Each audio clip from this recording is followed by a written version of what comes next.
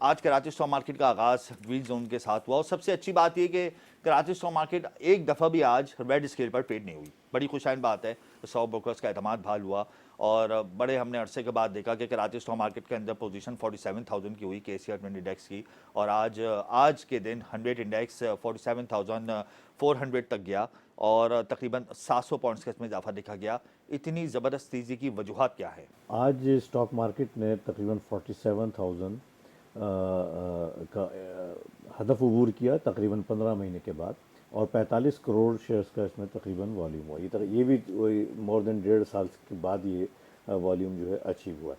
तो इसकी बुनियादी वजूहत में इस तरह से है कि पाकिस्तान एक वक्त में डिफ़ॉल्ट के करीब था स्टैंड बाय एग्रीमेंट से पहले IMF के, और बहुत ज़बरदस्त अनसर्टेनिटी थी एक्सचेंज रिज़र्व के बारे में। $2.6 बिलियन के पाकिस्तान के पास रिज़र्व रह गए थे बाकी, और सूरत हाल ये थी कि इम्पोर्ट तकरीबन तमाम इम्पोर्ट जो है वो बंद हो चुकी थी।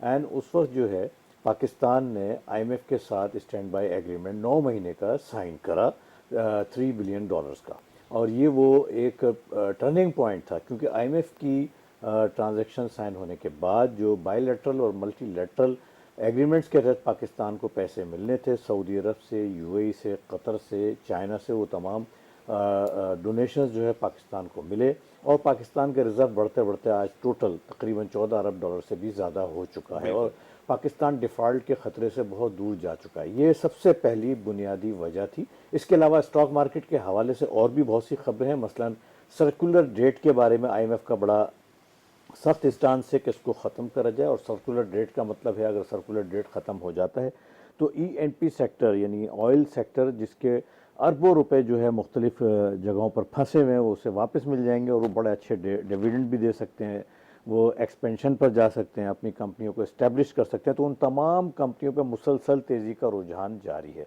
और चूँकि हमारे इंडेक्स में सबसे ज़्यादा वेटेज इन्हीं कंपनियों का है, इन कंपनियों के बढ़ने की वजह से इंडेक्स में बहुत तेज़ रफ्तारी के साथ जो है तेज़ी आई है। इसके मगर अलावा मगर सलमान साहब, अब देखें, ये तो पॉजिटिव आपने मुझे पॉइंट्स बता दिए। सेंटिमेंट आज हमने देखा बहुत अच्छा रहा स्टॉक मार्केट का, लेकिन अभी आने वाले दिनों में कुछ बुरी खबरें भी हमें देखने मिलेंगी। सबसे पहले तो इंटरेस्ट रेट की मैं बात कर लूँ। इंटरेस्ट रेट अगर बढ़ जाता है तो आप क्या देखते हैं, मार्केट कितना एब्जॉर्ब करेगी पॉइंट्स को? देखें, उसके अलावा इन्फ्लेशन बढ़ रहा है। इन्फ्लेशन के बढ़ने की वजह से, LC के मसाइल हल ना होने की वजह से, और एनर्जी टैरिफ में इजाफे की वजह से जाहिर सी बात है कॉस्ट ऑफ डूइंग बिजनेस हमारा मुतासर हुआ है। उसका भी एक इम्पैक्ट आप देख रहे हैं कि कंपनीज पर आएगा। तो ये तमाम अवामिल को आप आइंदा आने वाले दिनों में कराची स्टॉक मार्केट के हवाले से क्या कहते हैं और देखते हैं? देखें, दो तीन चीज़ें इंशाल्लाह आगे जाके जो बेहतर हो सकती हैं। आपने इन्फ्लेशन का हवाला दिया, यकीनन क्योंकि बिजली की कीमतें बढ़ाई गई, बिजली के टैरिफ बढ़ाए गए, तो हमें उम्मीद थी, अभी जो वीक ऑन वीक इन्फ्लेशन के फिगर्स आए तो तकरीबन 3.7% मज़ीद इजाफा हुआ है, और मॉनेटरी पॉलिसी मंडे के रोज़ है, और एक्सपेक्टेशन है कि 1-8% इंटरेस्ट रेट जो है वो और बढ़ सकता है, जो 22% से बढ़ के 23% तक जा सकता है, तारीखी और सतह पे चला जाएगा। तारीखी सज़ा पे। जी, all time high interest rate अभी भी है, और अगर बढ़ गया तो बिल्कुल। वो एक नया रिकॉर्ड बन जाएगा।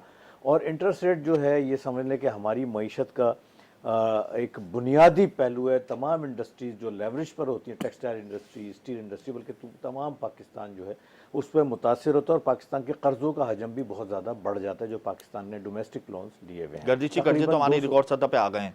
गर्दिश इंटरेस्ट रेट बढ़ जाने से तकरीबन एक साल में हमने 8,000 अरब रुपए का गर्दिशी कर्ज अपने ऊपर चढ़ा लिया है। जी, सर्कुलर डेट जो आप कह रहे हैं, यकीनन हमारे ऊपर जो है इससे ज़्यादा हो गया है।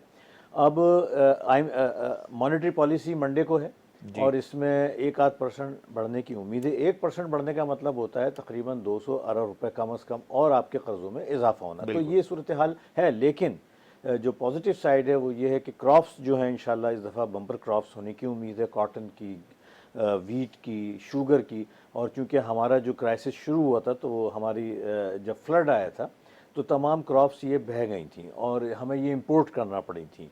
तो ये सारी प्रॉब्लम शुरू थी जो अब कंट्रोल होती हुई नज़र आ रही हैं। इसके अलावा इंटरनेशनल मार्केट में जो कमोडिटी प्राइसेस हैं, ख़ासतौर पे पेट्रोल की प्राइसेस जो हैं वो काफ़ी नीचे आई, और एक ऐसी सतह पर आ गई जो पाकिस्तान एफोर्ड कर सकता है। तो कुछ और फिर उसके अलावा यानी मल्टीलैटरल आप देख रहे हैं कि आइंदा आने वाले दिनों में कराची स्टॉक मार्केट में पोजीशन बेहतर रहेगी, सरमाकारों का एतमाद बहाल रहेगा। आईपीओ जो सीज थे, आईपीओज भी हम देख रहे हैं कि मार्केट में आने वाले हैं। कुछ हमने बड़ा देखा कि एंग्रो ग्रुप ने बायबैक्स किए हैं, तो उसका ये तमाम पॉजिटिव सेंटिमेंट जो है वो स्टॉक मार्केट में बरकरार रहेगा। देखें, अगर मुझे इजाज़त हो कुछ आगे की बात बताने की तो मैं बता दूं, बहुत सारी चीज़ें डिपेंडेंट हैं। मसलन जो आगे केयर टेकर गवर्नमेंट आएगी उसकी नौयत, चूँकि मैं समझता हूँ कि केयर टेकर गवर्नमेंट में हमें उम्मीद है कि प्रोफेशनल्स रखे जाएंगे जो मईशत को समझते हैं, क्योंकि उन्होंने IMF से जो अगला माहदा होना है, जो एक्चुअली वो माहदा होगा जिस पर हमारी मईशत डिपेंड करेगी, वो उन्होंने डिज़ाइन करना है और IMF से निगोसिएशन करनी है।